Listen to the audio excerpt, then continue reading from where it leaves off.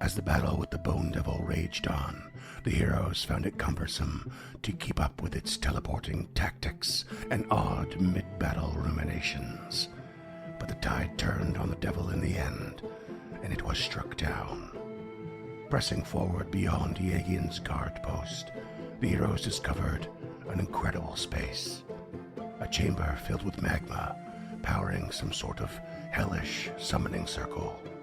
A pair of fury devils discussing the applications and theories of interplanar portals. And a slow leak in the ceiling from a stagnant water source above. Ducking out before they were noticed and weighing their options, the heroes opted to return to the floors above and confront an enemy they had once passed by, perhaps in hopes of finding more tools to aid in their quest.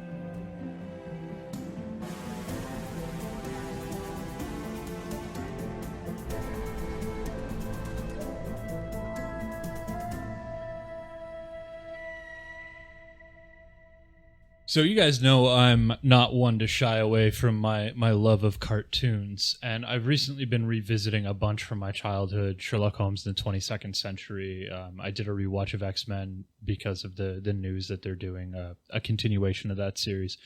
But one I discovered in my travels that I didn't even know had happened was a remake of Digimon that aired in 2020. So I'm about 4 episodes deep into it, and it's pretty good. The only thing that's kind of jarring me is that the voices are different, as they would be. Like, why would I expect the dubs to be the same, I don't know, 20 years later? But I really enjoy Digimon, and this remake is a really easy way to get back into it because they base everything in modern day. There are smartphones, there are applets, there's all kind of this new technology folded in to the same old story that we know and love. So I was wondering if there's anything that you guys have seen recently or thought about recently that you would like to see either modernized or remade. I know normally it's a contentious topic, you know, remakes, remasters, redos aren't as good as the original or what have you, but every now and again, something just hits, you know? Mm-hmm. Cadillacs and dinosaurs, no further questions. Dope. Love it. Love it. The Marvel version or the Image version? I don't know. I watched a cartoon as a kid. There were Cadillacs. There were dinosaurs. I want more of that, baby. Oh, I thought you said walks with dinosaurs, and I was like, oh, hell yeah, brother. That show is fucking awesome. Oh, yeah, if you liked walks with dinosaurs, try drives with dinosaurs and shoots with dinosaurs. Yeah, I actually heard and Dinosaurs was a Marvel comic. I actually heard ducks and dinosaurs, and I was very confused. That's, I mean, you know, given a long enough timeline, one evolves into the other, maybe back. No, they're not crabs. Oh. I recently rewatched the original Toy Story, which it's just a fun movie. It's really, really great. I mean, it's classic, yeah. And I just happened to also, very coincidentally, also come across a trailer for what it looks like a new Small Soldiers video game. And they're kind of looks, it's a really cool like concept trailer. It's like a good 5 minutes long or whatever, and it's really, really fun. And it got me a little excited for something along those lines, something a little childish but, you know, actiony at the same time. But I don't really have anything particular in mind. I'm definitely in the camp of I couldn't be bothered with too many remakes these days. Gotcha. I mean, you played Final Fantasy VII, right? That was a remake. Oh, see, yeah, now. Well, Final Fantasy VII is my favorite video game of all time, and I'm not alone. There are many, many, many people that would agree with me on that. But But why? It's so bad. It's not great, but it's great.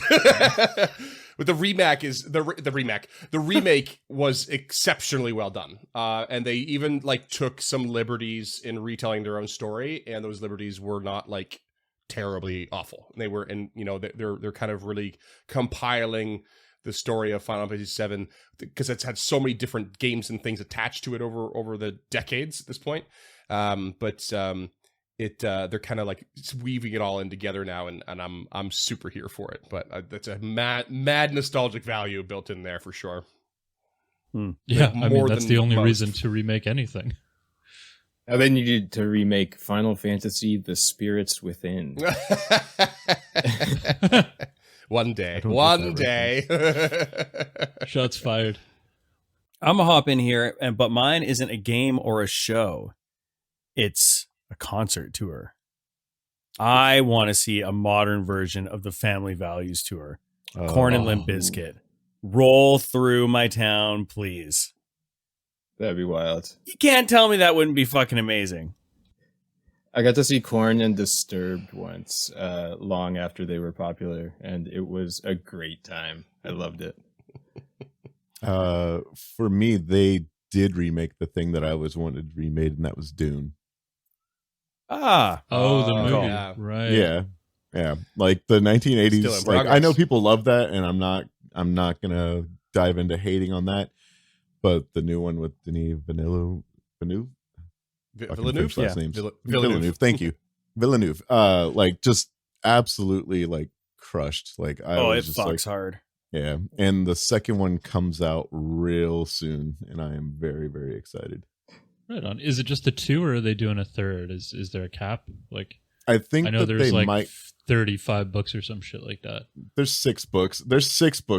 We don't talk about his son writing other stuff. Okay, there's 6 books as Frank Herbert intended.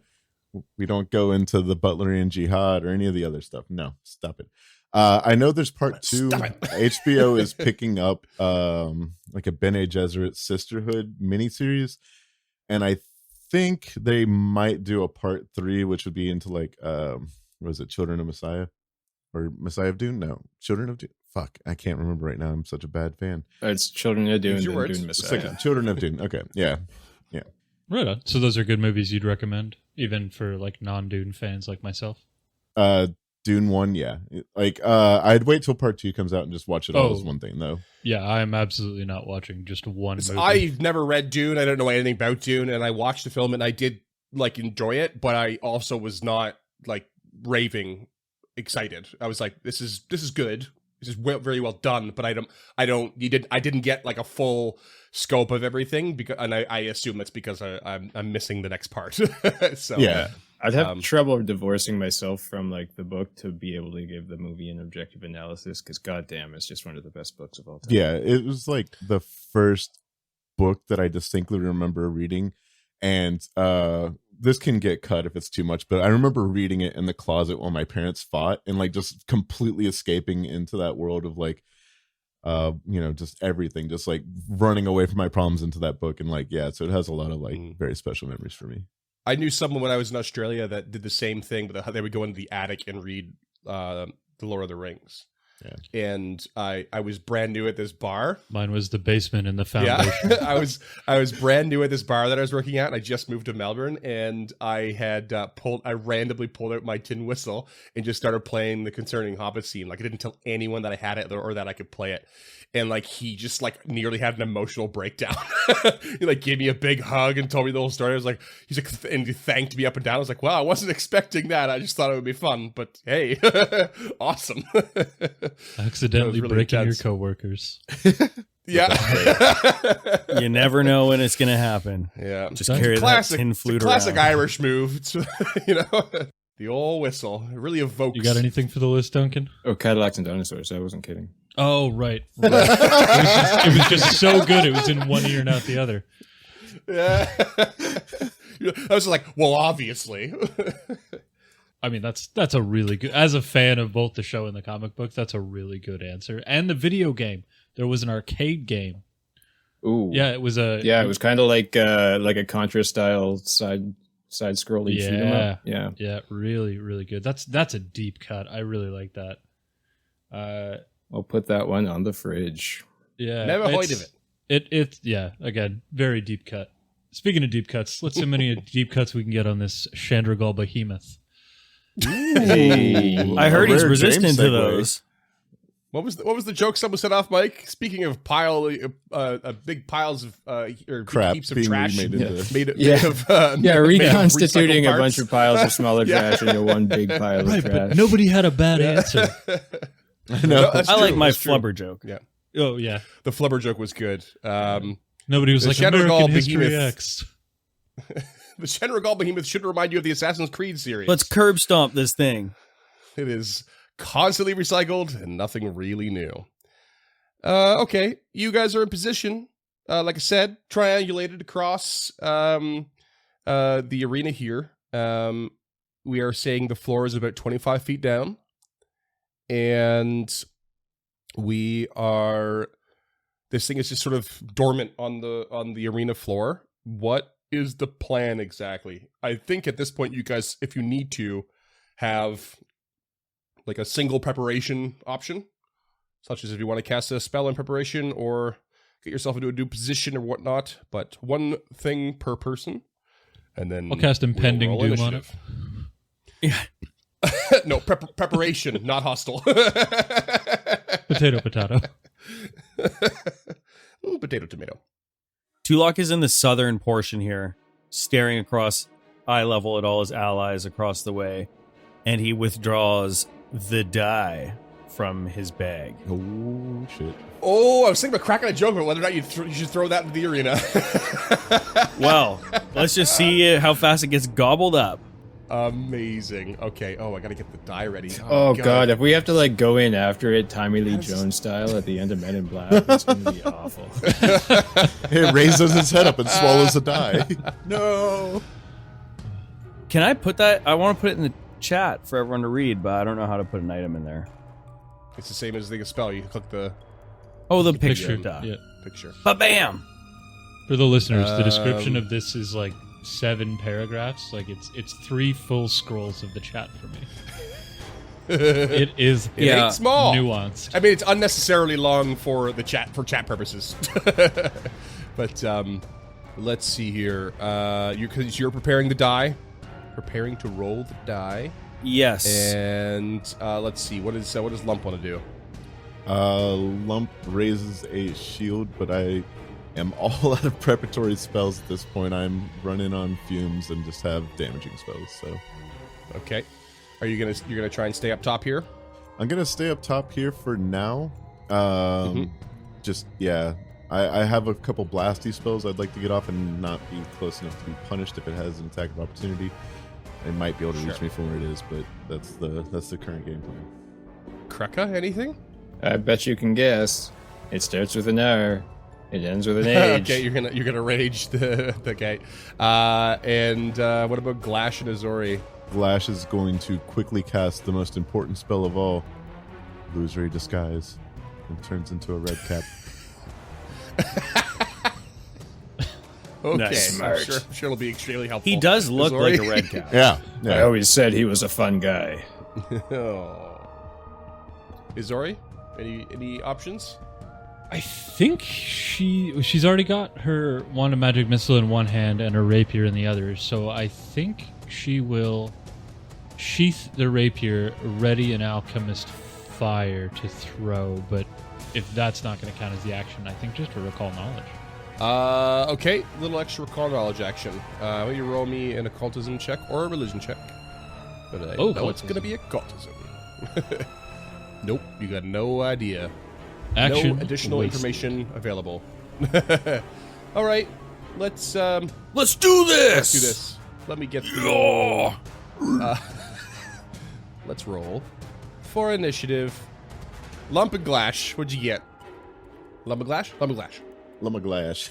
God. Glash is fucking ready with a 33.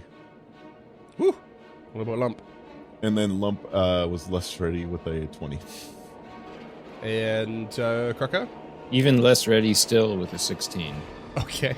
Izori.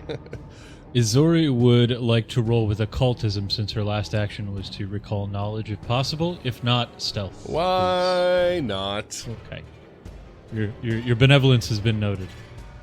It's at 23. Okay. Tulak? 25. Okie dokie. And I've rolled for Le Shanregal Behemoth.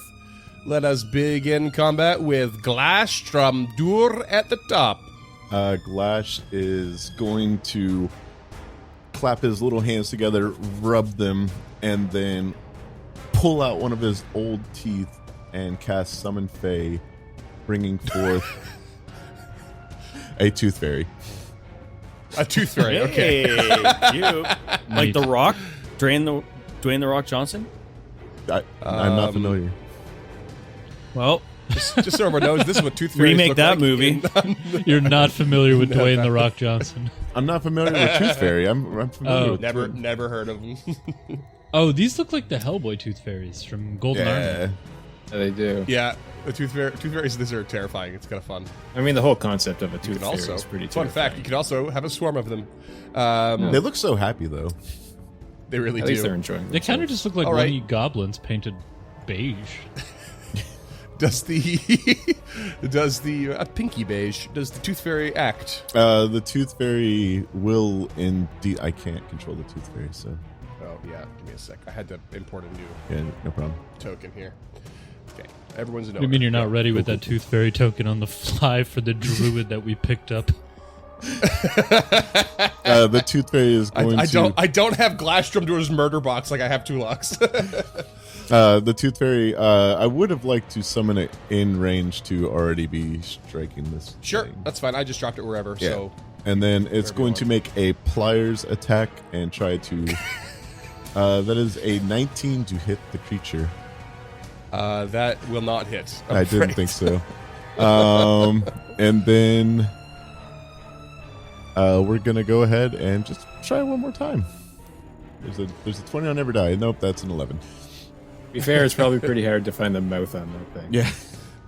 It's got several mounts actually. Yeah, I was gonna say it looks like it's got plenty to choose from. It's actually quite easy. in fact. Analysis paralysis tuning. Yeah. Where do I start? Yeah.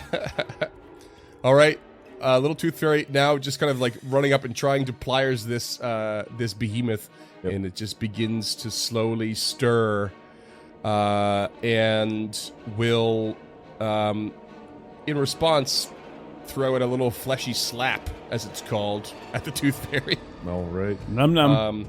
for a 36 to hit. That misses. Oh wait, no, that's a double What? critical. Again, That's a double 36 critical. That's a double critical. Sorry. Easy to get those. I like your confused. first response better. Yeah, pardonnez-moi. Hits this thing for a wonderful 58 damage, destroying it completely. Thank as you for it- making me pull that out of There's a very specific reason. As you do, it bursts into this sticky, foul-smelling white dust, and you need to give me a fortitude save, bud. Hey. 29. That's Very a low roll. success. That is Okay. you're I'm fine. Okay, and this I believe that move is called Plaque Burst. Yes. So a bunch of plaque goes bursting all over the place. That's disgusting. And then this thing just sort of like rouses up in response to this little explosion, and starts to kind of like, I don't know, just sort of like wriggle its way, getting taller and taller, and kind of taking in its surroundings. But that's all I'm gonna make it do for now. Tulak. Tulak takes the die in his hand and hurls it to the floor of the arena. Oh boy. Okay, so rolling this, you can roll it up to 30 feet, I think, right? But you're basically just dropping this to the floor. Yeah. So you could throw it 30 feet out, and then it just kind of falls. Well, yeah, I just want to get it like, I want towards the creature, like land like next to him, right? Yeah, but where do you want it to land? That's the question, I guess. Just south. Tulak doesn't exactly have a howitzer of an arm, I don't think. Okay, so you just toss it like right in front of you, right up to the next to the creature. Okay. You got it. Roll to see what side it lands on. What die is it again? I believe it's a D10. Should be a D10. 6. 6. Okay. I rolled a legit die for once. Okay. So for 6, you see that it does a little roll, bounces off the creature, and then lands onto a side with a nice, beautiful blue pane on it. And out pops a creature from your past. It's a void glutton. As the swirl, shit! black swirl kind of pops out in these blue tentacles with green needle-tipped 7-fingered hands. This swarm of glowing blue eyes just like spins out, and the void glutton immediately attempts to immobilize everything near it with its ectoplasmic web trap. So it is going to try and shoot off that at the Shanargal Behemoth, which is a 25 to hit. I'm afraid it's going to miss. Oh, actually, hold on. Let me just double check my own rules here. Creature hit by the void glutton. So, oh no, so it 21 to hit. 21 plus 21 hit. Yeah, so it only rolled a 5, sadly. I'll let you spend a hero point on that if you want to have it re-roll, though. Yeah, why not? Let's have some fun here. Okay. Reroll. Reroll. That's 36. Hey. Much better. Okay. So it is suddenly immobilized as this like piece of web just kind of like spreads all over the base of it, and its DC will be your caster DC to escape. 26. And at the I believe at the end of your next turn, or the start of your next turn, it will have its next effect. So that was its arrival effect, just immobilizing anything it can in its range, and the next effect will happen on your next turn. So keep me good on that. What else you got? And That's then 2 action to roll? That is, yes, 2 action to roll. And then Tulok will... Is this thing mindless? Not that you know of.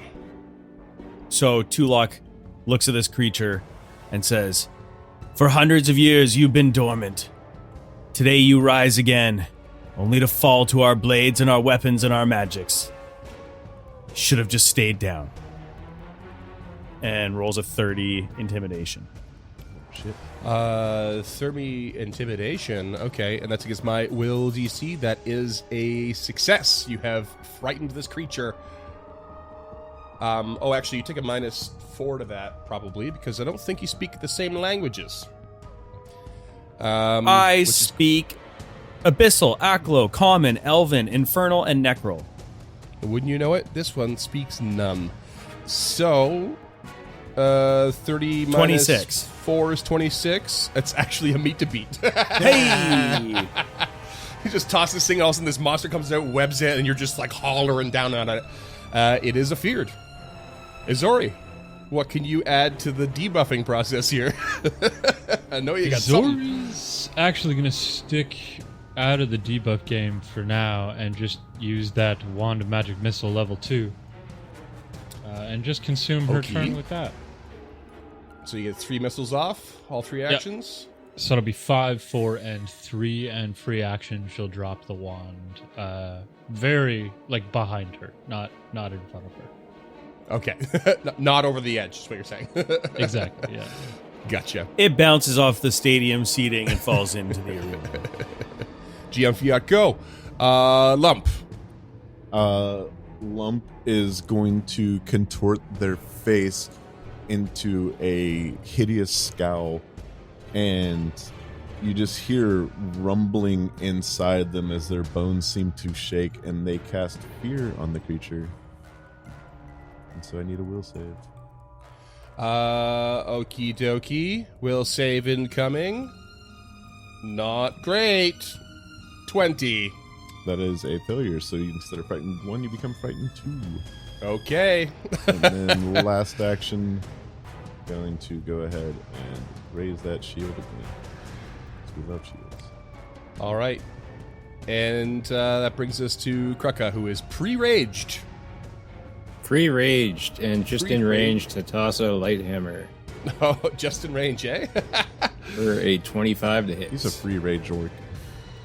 25 is currently a hit. Grass-fed, baby. It's currently a hit with frightened. Currently Tulon. a hit. Okay. So that is 10 damage, 10 bludge. 10 bludge. 10 bludge. Important that it's bludge because it all goes through. Heck yeah. Heck. Bludge this yeah. sludge. Second and third action will be a 2-action Ring of the Ram. Fortitude save, please. Fortitude save. Now would be the time to do it since it's feared twice. Still rolled really good though. 35. Okay, that is a critical success and you're unaffected. Okay. I love that Ring of the Ram gets so much use, even if it's not always effective. It just makes me so happy. Oh, I figured I'd do it start of the combat anyways, just because I could probably get more than a minute out of this combat and use it again. Yeah, maybe. That's possible, I suppose. Not Top of round 2, Glash Dramdur. Glash is going to rub his hands together until a small spark appears between his leathery, calloused fingers and will produce flame. Oh, classic. 7 on the die for a 21, which would be a miss. Not And gonna do then, it, yeah. You know, Glash just does his little dance. You know what? I'll sling. We got some bullets left. in there. Yeah, That's sling a it up. 20 that'll miss. That's I like the dance, but I mean, it's the flavor. Okay. So the behemoth has now been hit from pretty much all sides. So I am going to roll to see who gets hit first. How many people we got in the battlefield here? 5 of you? 6. Oh yeah, I suppose it is 6, isn't it? Damn void glutton. Krucka, you're gonna have a sweet bone shard just suddenly launch out of this creature in your direction for Sweet. a 27 to hit. That hits. That's gonna be 13 bludgeoning damage Okay. as this shard just whops you in the old face, space, and Wow, that is sweet. and then a fleshy slap goes flying out at the void glutton, which just passes right through it, unaffected. And then we will see a web shoot out from one of its I think probably there's like the abdomen of a drider just kind of plops out of this sinewy mess and just shoots this web off towards let's see here. It's gonna be Glash. And it's not great though. It's a 17 to hit. That misses. Okay. Can't stop that boy dancing. So this thing is now at its full height and just launching attacks at random in all directions. Seems to slowly be gaining its bearings almost. Tulok, what can you do? Tulok puts his hands to his sides and raises them slowly as purple magic starts to swirl around his palms and his feet start to raise off of the floor. And he will cast Fly. I'm going to roll my flat check. 14. So Fly, I'm going to go straight into the air, and going straight up is essentially like moving through difficult terrain. So he will rise 2 actions to cast, 1 action to rise 10 feet. Okay. 20 feet. 10 feet. 10 feet. 10 feet? 20 feet? 10 Many feet. Lots of feet. Yeah. 20 For feet days. worth of actions to rise 10 feet.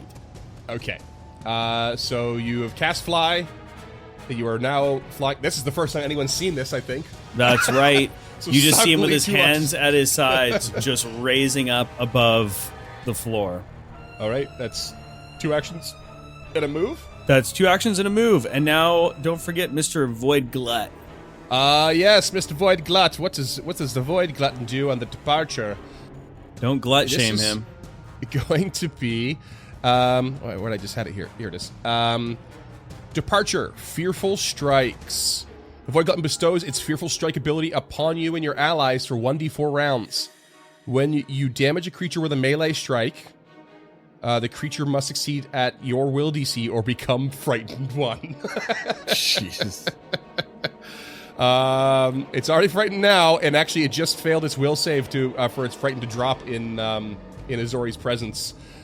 So this might not be that useful too. Let's see. It's gonna go for 4 rounds, so maybe it will. Maybe it will. Although it is a melee strike specifically. And then the Void Glutton just zips back into the die and disappears. That's pretty all right though. Azori, what do you got? Zori's first action will be to toss that Alchemist Fire to 30 to Okay. hit. That'll hit. Kill it with fire. That is 2 points of fire damage. No, Sorry, it's that more is than 18 points of fire damage and 2 points of splash.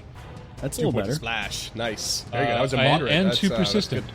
And 2 persistent fire. And 2 persistent. Holy crap, that's great. Yeah, clearly Awesome. my first day with Alchemist Fire. With a bomb? Yeah, we haven't seen them in a while. Next action, she's going to draw her Caterwall Sling, and final action, she's going to load it. Okie dokie. I feel like I could be wrong, but I'm pretty sure you can load it in the attack at the same time. Isn't it a reload of 0? Reload 1. It's reload 1. Oh, okay. Yeah, I checked. I would have thought that'd be a 0. Okay. Lump, you up. Well, tragically, this creature we have discovered is undead, so I can't painful vibrations its face. It requires one It's living petty faces. creature. So we're just gonna see if we can make them feel some more dread and cast Impending Doom with the Incapacitation trait. Classic. Okay, incapacitation traits. This is a level 3 spell, so if this creature is more than Level 6. more than level 6, okay, and it is. So it's going to roll a will save. Correct. It got a 28. 28 is a success, so it becomes a critical success. Unaffected. Yep, unaffected. It was a long Brutal. shot, but it was worth a try. Yeah. And then raise shield. And the ray shield. Okay. We're taking a little bit of advantage here of the feared round, but not quite as much as we could have. Krakow, what do you got? If I had a hammer, toss the hammer. 24 to hit. 24 is a miss, or at least a glancing blow. I'm gonna hero point that. Okay. 20 to hit. No. Yeah, no, great. I'm just. I was trying to react to that in a Yeah. funny way, and I couldn't get there. It's just devastating. Map -4, 22 to hit. That's not going to do it either. Dinger. I don't want to have to get down there and Duncan, just fleshy slapped in the fucking face. roll better. Just roll better. Okay. It's Oh, fine. okay. I'll do that next time. Yeah. Okay. Ill-advised. Map -8. Can I even do it? No, it's a 10. No, I shouldn't have. Okay, so he's just dinging this hammer off everything but the massive pile in the middle of the floor. Awesome. And that's a 10. All right. Top of round 3, Glash. Glash keeps the hands warm, and we'll cast Produce Flame again. Okay. 29 to hit. That's going to be a hit. All right, for 15 points of fire damage. Okay. 15 fire. Pretty good hit, actually. That's great. And then Glash will map minus. Oh, wait, reload the sling. Reload this thing. Nice. Okay. I am going to roll an athletics check to try and escape. What's your spell DC there, Tulak? 26. 39. I have failed my athletics check to escape. Let me try it a second time. 26, you said? Wait. Well, this was at a map -5, so I have failed again. In that case, a bone shard is going to shoot out again, and let's see who it's at. This thing that immobilized is really kind of fucked me here. A bone shard is going to go flying at Izori for a 16 hit. Not great. Not great at all. Not today. Tulak, your turn. This thing is just a pincushion at this point, or what's the ducks? Like it's sitting there like ducks in a barrel. Fish in a barrel? No, I know what I said. Yeah, in Canada we have ducks. That's totally Yeah. thing. Oh, okay. Sitting there like dinosaurs in a Cadillac. Okay. You fundamentally misunderstand the premise of that show. I don't know what it is. T-Rex can't drive because of his little arms. Tulok will move 5 feet forward while continuing to rise up another 10 feet for one move action. He's now 45 feet in the air, and whilst raising up slowly, he looks down to the battlefield below him, finds a diamond in the rough of a stone, and hurls it at this creature. You found you can just do that? You can just find a diamond? I didn't know that. It was a metaphorical diamond in the rough. It was just a nice bludgeoning stone. 29 to hit. Just re-rolling my will save for the fear, and I've succeeded. I critically succeeded, actually. Would that make a difference at all, James? No, I suppose it Not wouldn't. It's for just gonna take me, down. but it might Yeah. for that 4-round thing that it can't shake. Yeah.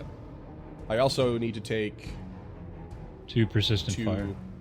fire damage and roll a recovery check, which I have failed. Really taking the winds out of my attack Yeah, sails here, sorry, buddy. sorry. What was your attack roll? I just wanna make sure I 29. have the right AC here. Yeah, that's a hit. That's a hit. That's right. Roll me some damage. For 27 points of bludgeoning damage. You sure it's not piercing or slashing? I am 100% sure. Fine. Okay. Ominously Dude, death flying from and above, throwing baby. rocks. Tulok's airborne up in this biatch. Zori.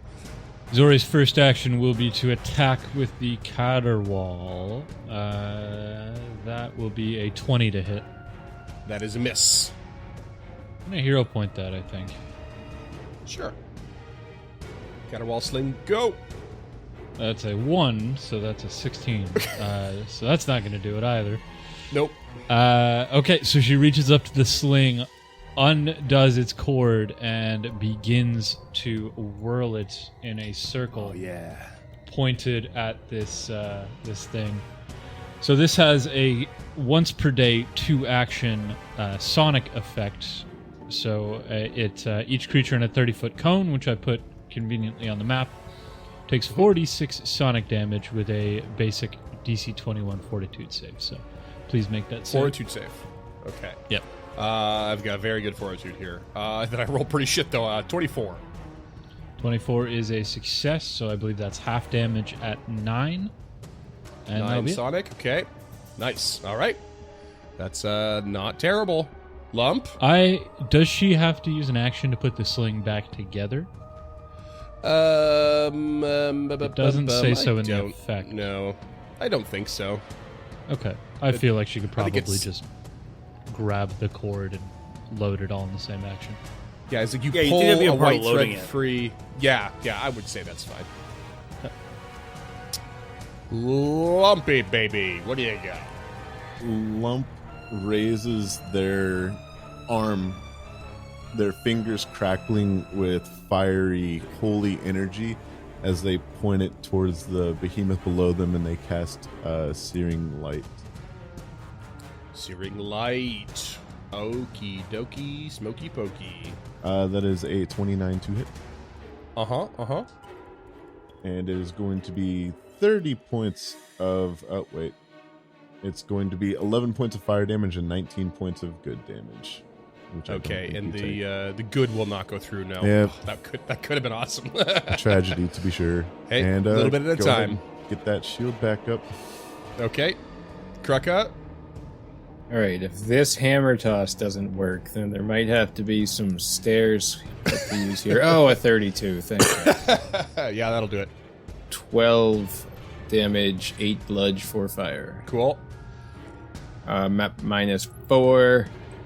19, not gonna do it. Dejected, he takes 25 feet down the stairs. Okay. Starting to march down.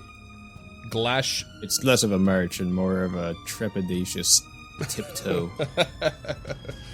Glash. What's Glash got? Glash Another comes produce back. flame? Well, if it ain't broke, don't fix it. And we'll cast Produce Flame. For reals, though. 26 to hit. That is a hit right now. The fear's still on. 15 points of fire damage, outdoing Lump with a cantrip versus a level 3 spell. Cool. He dances like no one's watching. And then the sling has been loaded, so we'll go ahead and toss that Fire at it off. -5. That is a critical miss with a 10. No dice. Okay. Yep. Next up is the creature again, who is now going to, let's see, this is brutal on my end. I think it's going to try one more time to escape. Succeeds with a 34. And is going to slither its way over towards Kruka, who is now running down the stairs. And launch a fleshy... Actually, I don't even think it needs to. Let me just double check the range. Are you going to be a little bit elevated? No. Yeah, it's just going to launch a fleshy slap at you from its position. 35 to hit. Sorry. That's a crit. Make that a 30. Make that a 30. I forgot to map it. That's not a crit. Okay, regular damage. 19 points of bludgeoning. And then it's going to sapping squeeze you. Actually, no, it's not. It's going to grab you. It's going to grab you first. So you are making your way down the stairs gingerly and now can't. And that's going to be its turn. Take 2 fire damage. Roll a recovery check. Failed again. And I need a will save. Still afeared. Rolled a natural 1. This is brutal. We love it. I can't believe it's not immune to fear. It's crazy. And that's going to bring us to Tulok. Tulok will move through the air 10 feet forward and holding in his other hand the staff of necromancy that he's been carrying since last episode. That's right. I have it out, folks. Never put it away. He raises it up and a green magic starts to coalesce and fires out towards this creature. Fortitude save, please. Fortitude save. This is 34. That is a success. You are enfeebled 1 as a ray of enfeeblement strikes you. Nice. Okay. Ray of Enfeeblement. All right. That's your turn. Izori. Izori Debuffs, man. Debuffs are awesome reaches in this deep. game. Yeah. Izori reaches down and puts her hand into her material pouch and pulls out a single seed. And as if using telekinetic projectile, it shoots across the battlefield and embeds itself in the chest of this being as she spends her first 2 actions casting Bursting Bloom. Ooh. Okay. Chest, of course, being proverbial. Proverbial, but, yeah. Yeah. And as soon as it penetrates, it explodes out in this rose bush and begins to wrap this creature in vines. You are immediately going to take 6d6 piercing, which is 21. I know you're resistant to it. That's fine. You are also going to take 1d6 bleed if the creature bleeds. I don't think that rolled. And what's next? And then I require a fortitude save, please. Okay, fortitude save is a 35. 35 is a success. So you take half damage and no persistent damage. So that sucks. Well, regardless. Oh, wow. Okay. It's allergic to pollen and dies. Just because of the way that rolled out, it takes exactly 0 damage from that. Cool. That's chill. chill. That was like on the nose. That is brutal. Yeah, just these things start like blooming out of it, but just like the like negative energy or the void energy inside this creature just starts making them all wilt, kind of like this flavor counteracting to this explosion of life. Do you got anything else? Oh no, it's eco-friendly. With her final action, she's going to cast Needle of Vengeance and whisper Kruka's name. So every time it attacks Kruka, it will take 2 mental damage. Well, DC 27 will save, and then it'll take 2 mental damage. Sure. All right, Lump. Lump sees Krucka all caught up in this fleshy pile. Don't worry, I've got you.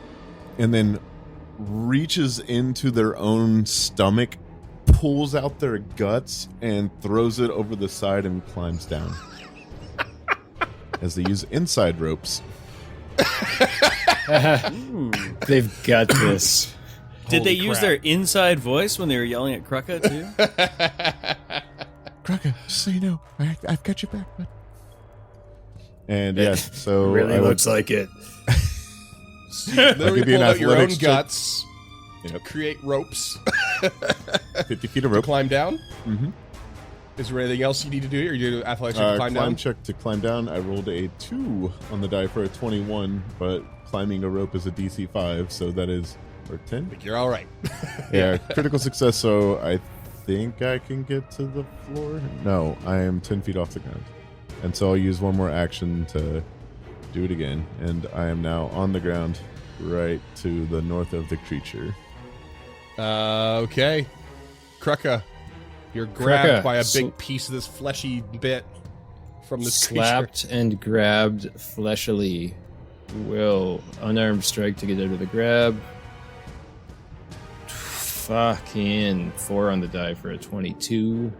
creature. No. Oh, wait. No, not going to do it. Didn't think so. Though what Yeah, I will, guess he'll- what I will give you, if you actually, I'll even let you take that back if you want. What I will give you is, it's this big fucking, like, big fleshy thing that's wrapped around you. You could just probably strike it. You don't have reach per se, but you know, a piece of it's on top of you. I suppose that's all I was trying to do was get up close and smack it with a hammer. So Yeah. if it wants to get in smacking range, smackety smackety, smack smack smack. Okay. As a wise philosopher once said. 30 to hit, That'll hit.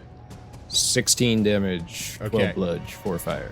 So you smack this thing, and it just like shrivels at the impact of the attack, and just kind of pulls you suddenly off the stairs and onto its mess, and just starts to like shrivel down onto the ground. So you're like almost like riding on this thing, and you just like your impact just kind of lights off the persistent fire, and it starts to spread, and then it catches all of the dead foliage that just burst from it from Azori's spell, and the whole thing kind of starts to go up in flames as you like roll off its back onto the arena floor, and it dies. Whoa! Fucking good job, y'all. I felt really bad about the bursting bloom. I was like, I gotta use this somehow. This is killing me. Fine. 3rd Third level spell gone to waste, or 4th level spell gone to waste. It's 4th not a big level, deal. yeah. I mean, I used it because I knew we were resting immediately after this. So. Yeah. I was flavor Yeah, that's what I flying, figured. so- That's what I figured. Just Yeah. use this Flying, dead heap yeah. as a beanbag chair and go to sleep. Does this thing not explode? Oh, actually, it does. Yeah, you're right. Death throws. Thanks, Cam. If I'm here to help. Foundry would just let me. Okay, necrotic decay. Oh, don't you just love this? DM's companion. What? Hold on. That The only can't be right. decay I like is Let me donkey just check the tongue. range on this. Make sure that my thing is up to date. Yeah, it says in a 5-foot emanation.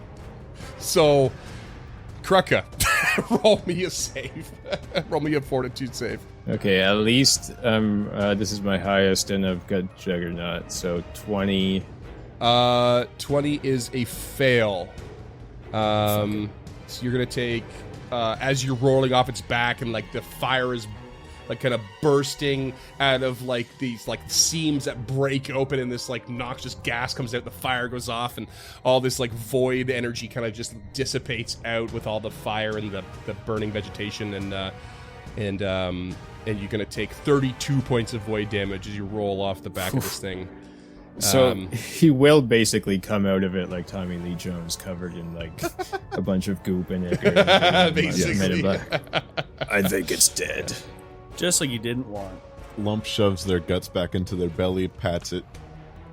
Oh, Tulok disturbing. floats to the ground with his hands at his sides like Jesus. I'm not going to touch that one. There's lots of. I picture Tulak flying around like Fire Lord Ozai, top knot, just fucking like plasma energy coming out of the palms and shit. Yeah, probably, because that's pretty much what was going on with those. Okay, because I'm dumb. I originally was going to go and just start fucking cracking off magic missiles, but then I realized that I would probably fail my check. So I was thinking about 2 action things I could do whilst moving 1 action still.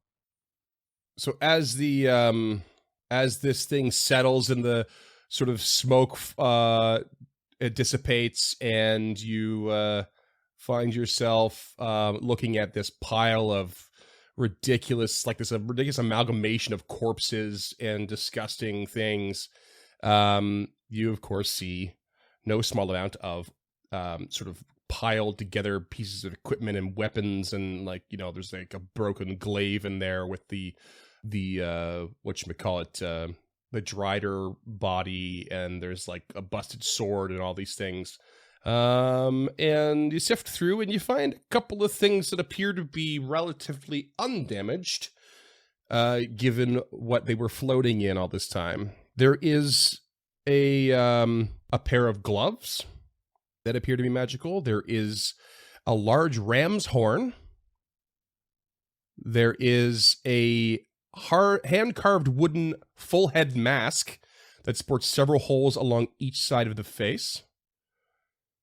There is also an ice blue half mask that's adorned with a wicked silver grin that covers the wearer's mouth. And there is a piece of parchment with the blueprints to a tattoo on it. Ooh, these all sound so good. Yeah. I'm very excited for this loot. The tattoo you can quickly just read and discover that it represents the design for something called the 100 Victories tattoo. The orc tattoo? It is the orc tattoo, yeah. It reads, 100 cuts healed into diamond-shaped scars represent the ability to withstand the attacks of your enemies. Orc warriors covet their scar patterns and cluster them around what they consider to be their strongest assets. A pattern around the heart signifies a warrior with great endurance, while one along the arms indicates great upper body strength. You get a +1 bonus to intimidation checks, and if you have ferocity, such as from the Orc Ferocity feat or similar ability, the first time each day you use it, instead of remaining at 1 HP, your hit points are set to the amount equal to your ancestry hit points, even if this amount is more than you would normally get from ferocity.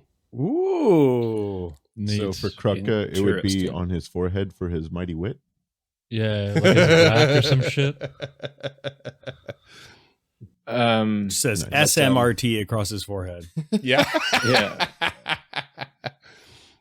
That's a really cool That's, tattoo. Duncan. It is a really cool tattoo. Yeah. The other ones will have to be identified. We got 2 masks, a pair of gloves, and a ram's horn. Tulak pulls Duffy off of his back and sets Oh. him down upon the floor. Please don't make me eat that creature. Please, I don't think I have enough space, Master Tulak. It's okay, You're Duffy. hungry, Duffy. Don't worry. It's just these other items here. Look, let's start easy. A half mask.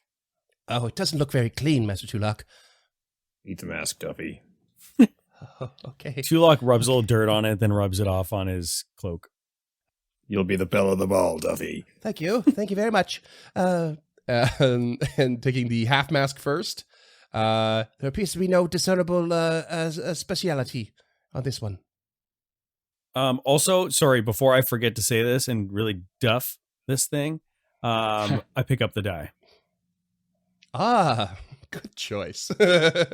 You see the light has gone out for its power, but you are not far away from a place you could recharge it. Let's go to the beach. And I roll 27 occult on the mask. 27 occult on the mask. This is known as a Mask of the Banshee. These are all in your party loot, by the way. The Mask of the Banshee gives you a +2 item bonus to intimidation checks, and as a 2-action envision interact once per day, you can emit a soul-chilling scream that deals 60 10 void damage to each living creature and 20-foot emanation. Jesus. Mind you, that is every living creature in a 20-foot emanation. It's very powerful. It's very dangerous. Yeah. This will not discern your allies. And we are generally the only living things around. Or we're fighting a bunch of devils. Yeah. They live. Toss Glash into a room with it on. I'd be interested. Yeah, if you're not, I am. Zori would look so badass with. That's true. Yeah. Lump would It's have a to wear it banshee upside mask. down. It definitely suits better for. Lump wouldn't be able to Sorry. see. Lump would have to wear it upside down. I would just wear it upside down over my mouth. Just an eye patch? So funny. Eye patch of the Banshee. Yeah, I'm down to do a roll off on it if you want, Cam. Oh, no, you can have it. You're good. Eye Okay, patch of the alright. Banshee sounds like a great Scottish or Irish punk rock band. Yeah. Yeah. All right, I've thrown Punk it in rock Zori's band. Or a inventory. really bad Hardy Boys book.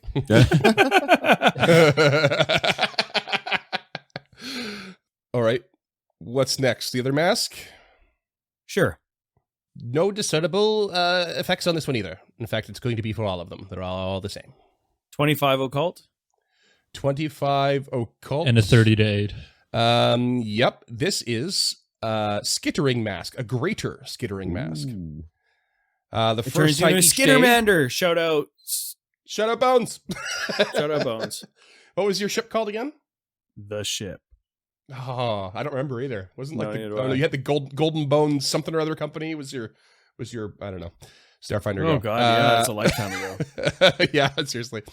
So the first time each day that you begin your turn unconscious and within 20 feet of an enemy, metallic insect legs emerge from the holes in the mask and step 15 feet away. Step 15 feet away, not stride. Wow.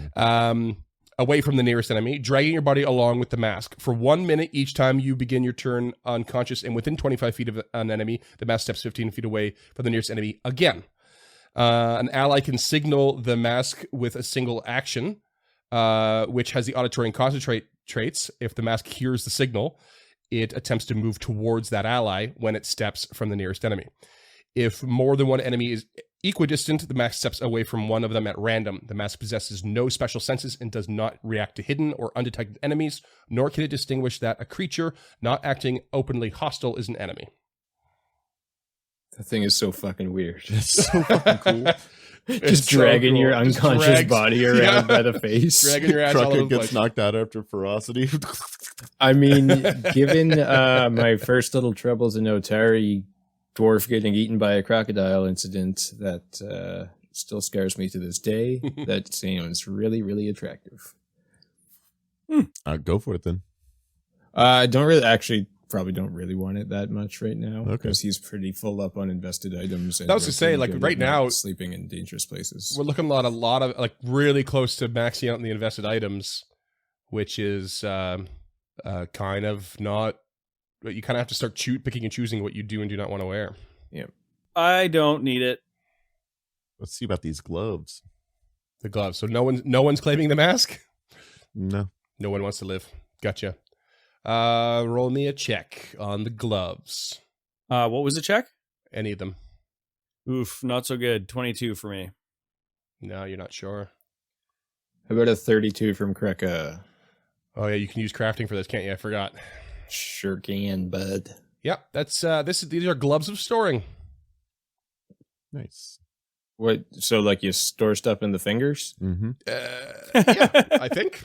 Yeah, pretty much. Says, So it could it's be- really good for casters because they can put like a wand or a scroll in it, and they can just snap their fingers, and it shows up in their hand, so they don't have to draw it. As a non-spellcaster, Kreka would see them and go, "You could fit so many sausages in here." So many sausages. Yeah, it's basically a one slaps the bulk or gloves. less, I think, in each glove. I think it's in each glove. Yeah. And yeah, it's a one action to put something in, but it's a free action to just pop it out. It can't be activated again for another minute though. Somebody should check to see if there's anything inside it already. Tulok checks to see if there's anything inside it already. Monkey's paw. There is a type 1 ring of wizardry. Oh, What? Did you just make that up right now? I just grabbed. I just randomly went to a room where I know I gave you a different loot than what was in the room stock, and just found what the item was. But no, there's actually nothing in there. Okay. I mean, Tulok has wands. He would use it, but Tulok also has the healer's gloves right now. So, Zori? Oh yeah, it's that's getting true. chilly. Double glove. Too bad it doesn't work that way. Put them on his socks. he puts the Socks are healer's gloves storing. on Duffy. Oh, these are just delightful. Thank you so much. Can Duffy fucking hit me with the healer's gloves in the back or what? No. Damn it. You could if Tulok is willing to trade, you could give me the healer's gloves, and then you get the gloves of storing, or unless you want to keep them for yourself. I understand. No, you can take the healer's gloves. Just heal me with them when I need it. Oh yes, the thing that I'm built around. No, I will not. Absolutely not. Yeah. Yeah, so Tulok says, I'd really like these. I think I could find them quite useful. Perhaps, Lump, would you like these healer's gloves? Yes, I would appreciate them. And And he pulls them off and hands them to them. You've had those gloves for a long time. That's kind of cool that you suddenly no longer. Got them from Physic. Mhm. and they slide them on, and you watch the gloves like get bloody for a second, and then clean, and then bloody, and then clean, and then they just stay clean. Yuck, Oh, yeah, you I got don't want those- to know what those are- happened in there. Those gloves of I forgot. Those gloves of healing are from Physic, aren't they? Yeah, that's Oh right. yeah. They barely fit Tulok, so I don't know what Lump's going to be doing. That's why I was saying that they're bleeding, and then they stop bleeding. They bleed. I feel like I must be acquitted. Wear them well. They belong to our companion, Physic. He was our healer, and now you are. I think he would be very proud of the work that you've done. Yes, if he hadn't died horribly, he would be very touched to see them in use. I see. And how did he die? Volok. It was Volok.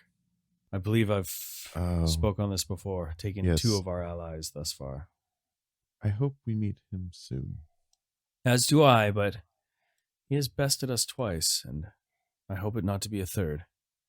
You Next didn't- time we must be ready. You didn't have me. That is true. Though I was wary of you at first, Lump, you have been quite the good traveling companion with us. Definitely a boon for our team.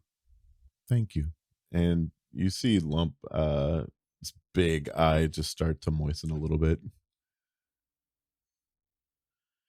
Anyways, the ram's horn, is this for drinking? And Lump will like do the thing where they like hold it above their head and look up into it to see if anything comes out.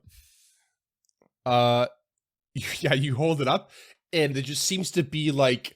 At first, you kind of like pull your head away because you're like, is it gonna pour something hot on me? Because it looks like steam kind of trickles out, but then it's kind of just more like a mist almost. Huh. You ever done that thing with a can where you hold your arm straight and then try to drink from it by like, you know, it's out and then you're lifting it above your head and you're looking up and then you're basically just pouring it in your mouth from above? No. Oh, it's a fun It game. sounds like a mess. You're a It sticky sounds like a child, mess, weren't you, yeah. Scott?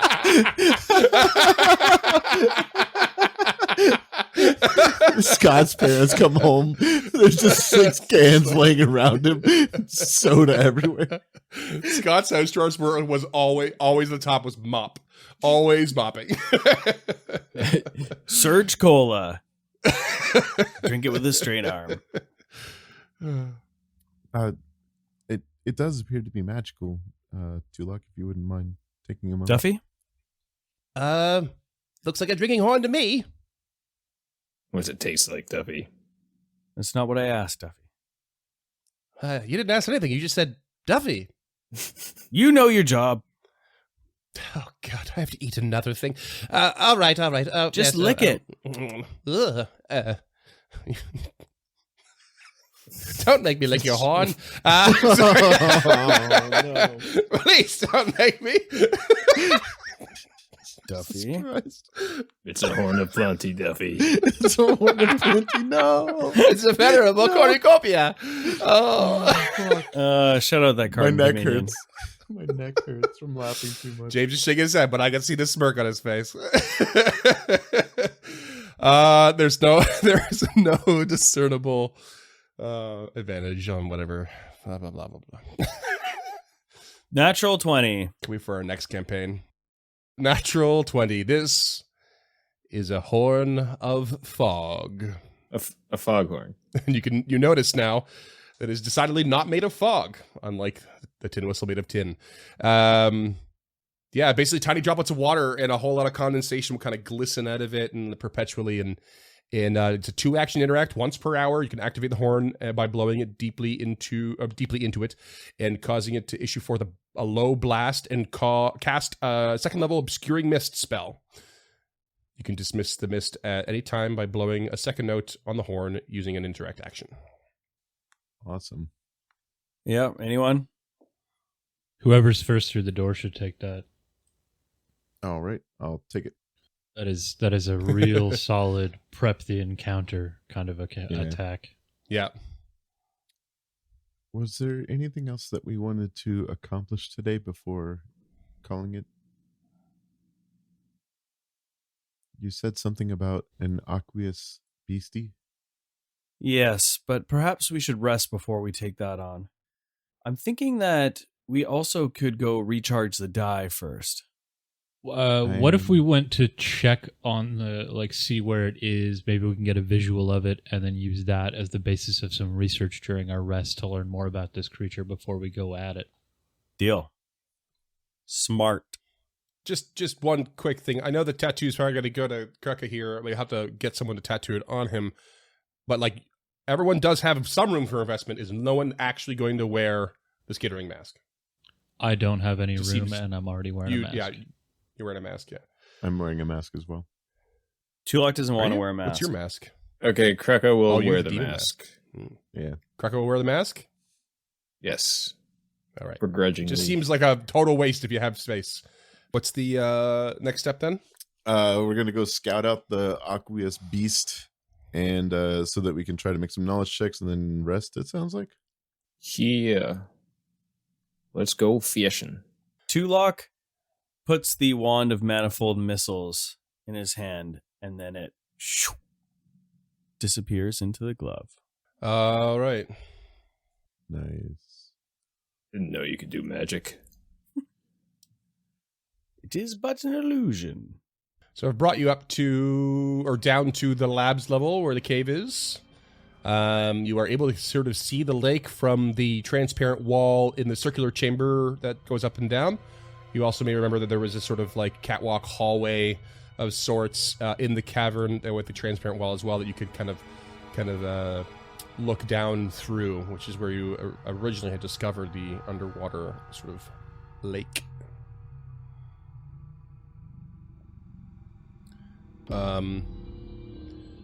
Traveling, assuming, say, you just travel up or travel down the stairs and kind of make your way through where, say, the Urnakurs was, is your most direct route. You can peek your head in as you head north to the circular room and kind of peer into the cavern, and the water and the cavern, everything seems very quiet. You've stepped into the cavern at one point just briefly, but didn't go far. Izore, do you have a casting of invisibility left? I do not, but I do have a translocate left in my repertoire for the day, so escape is not a worry at the moment, and I'm not entirely sure how much invisibility would do for me underwater with displacement and the like. Okay. I think mean, Tulok is... You can cast it, but again, I've seen the Hollow Man movies. I know that invisibility doesn't mean shit underwater. I just kind of thought you were going to stand by the shore. Yeah, she could do, but I think we want to get a good look at this thing, right? That means kiting it out, no? Yeah, well, yeah. If you want to do that from the water, you go right ahead. So I suppose she feels very comfortable in the water, So the plan is to go into the cave then? And Yes. go to the underground lake. We're not resting. researching? Well, no. We are going to look and see the creature so we know what it is. Then we're going to go research and rest. Okay. Yeah, so the dream here is that Lump points out where in the water they see or they sense something living, ideally. Mm-hmm. Zori goes in, kites it out with swims out, so everybody's far enough on the bank that they're not within range, or even behind the glass walls over here, wherever. She'll go in the water, try and kite it out, and then surface and dimension door to safety, realistically, ideally, so that we can all get a good look at this being. So you guys all enter the cave together. Can you put yourself in the most realistic marching order that you would? Okay, Tulok is going to the south here. There's all these rock outcroppings. He's going to go behind it and take cover. And then further, we'll take his cloak. I've never done this before either. The clandestine cloak. And we'll put the hood up, giving him a +1 to stealth. Okay. Should have realized that before. And then he is going to prepare the invisibility spell and will cast it upon himself as soon as he sees this creature. And if anyone is next to them, after he puts the oxygen mask on himself, that is the invisibility, he will cast it on the next person as well. All right. Glass should wait outside because he can't run fast. Yep. Krucka does have a Quicksilver mutagen. If anybody wants it, that gives you a +2 item bonus, 2 acrobatics, stealth, and thievery checks, and reflex saves, but you take double damage, and -2 to fortitude saves. Yeah. I'm good. Yeah. The double damage thing is a pretty big drawback when we might have to run away from something trying to kill us. Sorry, are you a proficient swimmer? Yes, Lump, I would say so. I have been around the water my whole life. My parents owned a shipping company and I learned to swim at a very young age. I'm even relatively proficient with the rapier under the water. I see. Very well then. Why is Glash way the hell back there? Who put Glash all the way back there? We want Me. Glash over there, so he's safe. Yeah. Okay. So Glash is not part of this, everyone. Okay, so as you kind of enter this cave, you on their way here, you've kind of invested yourself in a bit of a plan. Lump takes the lead as you cross a sort of like, the cave opens up a little bit and it kind of narrows, and there's a bit of a threshold. You pass through that, and that's when Tulok kind of ekes off to the side and gets himself, pulls up the cloak hood and gets himself in a position by the rock. Is Zori behind Lump, and then Krucka taking up the rear. As you kind of get into the position, Krucka's just at the threshold. Lump, you sense a vibration in the ground, and it's coming from behind you all.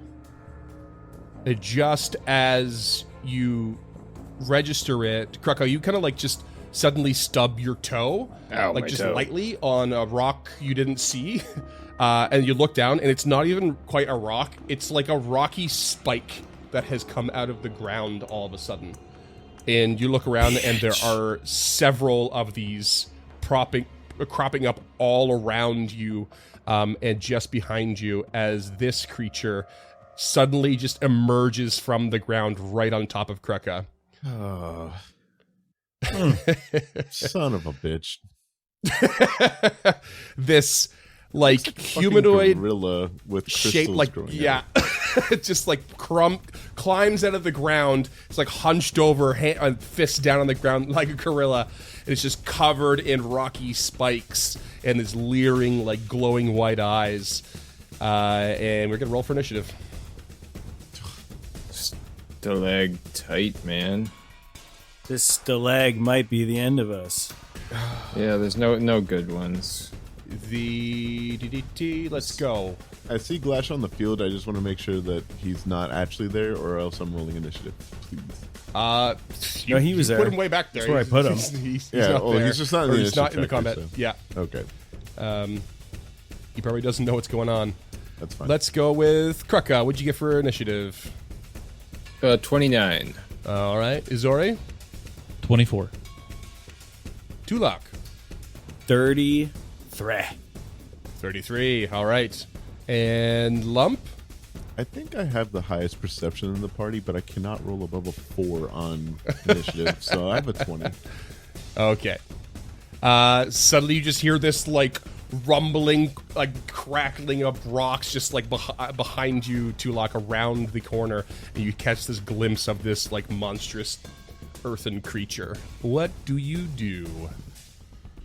I do stuff. Tulok raises his arms. Pupil disappears. And he will cast Animate Dead, placing a skeletal champion. Can I place it right here? Listeners, Skeletal here champion. is to the north of this creature, but there's a little rocky outcropping. Yeah, I can give you there. Okay, that's too far away. So put him. Is it? Okay. I think we'll have to put him just below Krucka then. No problemo. And the skeletal champion will strike out with his longsword. 15 to hit. Doubt it. Nope. And will raise its shield. Okay. 15 hit, raise a shield. Krucka. Krucka, first action. Would like to recall knowledge. Not too used to seeing rocks come to life. True enough. I will take Arcana or Nature. Nature, baby. Au naturel. 25. I'm afraid you do not know. Ah, it's igneous. And second action, I think he's just... Would it be like difficult terrain to get around this rocky outcropping to his north? I would say so, yes. Okay, so he's just going to sudden charge around. I don't even know if he needs the whole sudden charge. He does Okay. not, but he'll get around to the the opposite side of the skeletal champion to put him into flanking. You have Okay. to move 5 south. You have to move 5 south. Goodbye then. No, you were right. I had to move 5 south. Okay. So now that he's there, he'll strike out with the light hammer. Okay. 23 to hit. That's going to be a miss, or at least a glancing blow. Flat-footed. Or off-kilter, or whatever the fuck it's called. Off kilter. Off guard. Off guard. Card. Off-kilter is Off Starfinder. kilter was from Starfinder. Yeah. Good call. No, I'm afraid still not enough. It's very hard. And that's his turn. Okay. Next up is this creature. In fact, what I need, Krucka, is as you were running along to get to the other side, you were trying to avoid all of these spikes, and they are just like kind of coming up and down all over the place and stabbing at you, all in a 5-foot emanation around this creature. So as you moved through, you found they were just like stabbing at you. So when you moved 1 square, it was 12 piercing damage hit you. Nice. When that happens, he will use Wounded Rage as a reaction. Nice. Okay.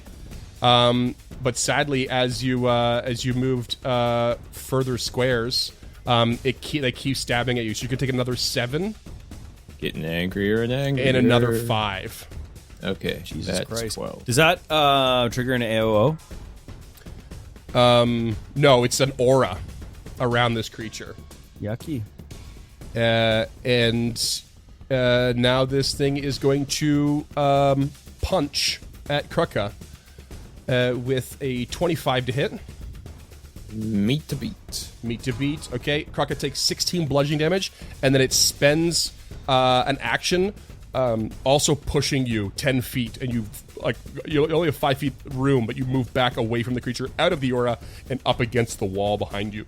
And then the creature will turn and throw a fist at the skeletal champion as well for a natural 20, 36. That's And it's going to be 48 points of damage. Oh, so it just punches. It was a punch? It's a just punch. like It's a punches fist this attack. fucking thing's like head off, caves in, Yeah. caves in its fucking like punches through the shield and still caves in the helmet and its skull as it drops Just to the ground. right up against the cavern wall. Just boom, and the skeletal champion crumbles to the ground in a pile of bones. Izori. That was over double its HP, just That's a big hit. or was basically double. Never mind. Yeah. Okay. Izori. So the skeletal champion's gone. Big time. It is. First action, she's going to attempt to demoralize this creature. Okay. I don't know who you are or where you came from, but I assure you, we are going to break you down into those bits and pieces that make you up. And she flourishes her rapier at the same time. That is a 20, but I'm going to use a hero point. Okay. Yeah, because that was a 4 on the die. Brutal. Yeah, 6 on the die for 22. Better. Oh, no. You've had a couple of those recently. Just like Yeah. back-to-back hero points. No good. I'm afraid it is not intimidated by you. If anything, it just turns in your direction a little bit after punching the skeletal champion, and you can see like it's like fists like held up in the air, and you suddenly notice there's like these ethereal like manacles around its wrists and its legs, and it just looks like it's ready to just come at you with a punch. Okay, she will spend her final 2 actions starting to gently sing under her breath. Just. And it builds and builds, and she lets out a haunting hymn, which will require a DC 27 basic fortitude save, please. Fortitude save. I rolled real good. That's a 39. That would be a critical success, so no damage. No damage. Okay. So far, not doing great on this thing. Lump, can you change the tide a bit? Lump is going to hear this beautiful melody coming from Izori, stride forward 20 feet to get into base to base, and probably take some piercing damage. Yeah, that's going to be 8 piercing damage as you step into the spiky aura. Okay. And then is just going to let out like the most brutal scream right in this thing's face with painful vibrations. Okay. That's going to be fortitude. Yep. 38. That is a critical success. Unaffected. This is not going well. Top of round 2, Tulok. Tulok reaches out his hand, and into it pops the machine gun of magic missiles. And Manifold. Tulok will clap that off. Okay. And for the first time ever, not cheating while doing it. It's going to be a 4, 4, 8. Oh, 1. It's 9 points of damage. 9 points of damage. Okay. And that's it. All right. And Krucka. This is bad. First action, he's going to throw the light hammer. 25 to hit. 25 is a miss. Ah. I don't know what to hit him with. I don't really have much. Yep, big fuck off axe. I doubt slashing is going to do a whole lot of good right now. Oh, you don't have your rage on, by the way. Or do you? Yeah, I do. Oh, you do. Yeah. Well, you are. And I also don't want to step into that emanation, so yeah, he's gonna step in and take a swing. Just for so you know, it's if you are stepping in or through the said area. So if you're just standing there still, it won't affect you. It's moving through it. Is the Okay, problem? so yeah, and but when he knocks me back, I can't really help but step into it. Exactly. Yeah, again, it's right? tough, right? Yeah. So you take Okay. 6 piercing damage coming in. 6, okay, and a swing with a map -4, 29 to hit. 29 will hit. Fuck yeah. 15 damage, 11 bludge, 4 fire. Okay, bam. First good solid hit from Krucka. And that's your turn. Toss, move, Yeah, it's my turn. strike. And as soon as you hit this thing, it actually like crumbles. The whole thing just falls apart in front of you into a bunch of pebbles and just like hits the ground and like slips into the ground, and all the spikes disappear around you, and it just vanishes before your eyes as the pile of rocks just like seep into the ground. And it's suddenly pops up on the other side right next to Izori and Tulok, as Lump can feel it just burrowing underneath their feet, just the tremors, just, and you can all feel it, but Lump, you could just detect it moving underneath, and it pops up from the ground after it crumbled, and will launch a punch. Question. Yeah. Could Krucka kind of clock where it's going and try to no escape after him? That's a very good question. Roll me a perception check. 21. I'm gonna say no. Okay. It's got an ability called Earth Glide that lets it move through like stone and stuff like pretty much seamlessly. So there's basically no signs of it passing through at all. So you're not able. You're like, you can feel the trembles, but you can't see or detect the direction. You know that sound of like the ocean when you're on a small pebble beach and it's like sucking back out and it makes that cool sound? Yeah. That's what I figure it like. I would like to make the argument that I can use Infernal Braille lore. Oh! Nice. Because it's try. like these bumped surfaces all over the rock. No, okay. Krucka puts his hand on like on like all the pebbles on the ground. He's just like, catch her in the rye. This thing throws a punch at Izori for a 38 to hit. Crit. That's gonna be 56 damage. Oh, Jesus. And then I think, let me just double check my action economy here. Crumble was a reaction, and let me just double check how fast it can move here. Oh yeah, okay. And then it rolls out. Actually, I think it's going to go for a push, and it's going to knock Izori back into Lump. You're Right. kind of escaping the spikes, but all the spikes start coming up all around you, Tulok. Izori, what do you do in response? Her first action, she's going to stride, so she's well away from this creature. And then with her next two actions, she's going to cast Friend Fetch on Tulok. Hey. So these ethereal telekinetic strands shoot out and drag Tulok towards me. This is a forced movement, so you have the opportunity to resist if you'd like. Otherwise, you are just going to stop directly in front of me.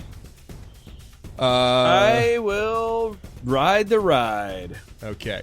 It's forced movement, which means it wouldn't trigger any reactions, but it is a drag, so I am going to say the spikes still affect you for one of the squares. You're going to take 5 piercing damage. Fine. Sorry. I tried. Seems worth it. Ow. Better than taking one of those punches. All right, that's your turn, Izori. Lump.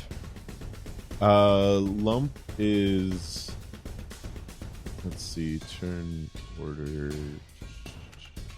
Okay. Lump is going to go ahead and cast a 2-action heal on Izori for 55 points. Jesus. And Kid. yeah. Having a That healer. puts me It's great. one away from full. That's awesome. Yeah, I Don't be did too my scared best anymore. and then we'll raise a shield, looking back at the group. You go, I'll hold them off until it's good to get away. Just make sure everyone else gets out. And that's my turn. All right, that's your turn. And so this thing punches Izori back, who then runs and just like magically zips Tulok out of there. And then he just sees like Lump turn, like cast a spell and just turn shield up in preparation. And this thing just grabs a rock from the ground, hefts it up, and just eyeing Lump, ready to strike.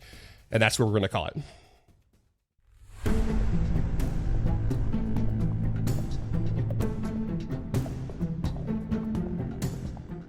Stemming the Tide is an actual play podcast of the Adventure Path Abomination Vaults and is produced by the Uncharted North Network. Stemming the Tide uses trademarks and/or copyrights owned by Paizo Inc., used under Paizo's community use policy. We are expressly prohibited from charging you to use or access this content. Stemming the Tide is not published, endorsed, or specifically approved by Paizo.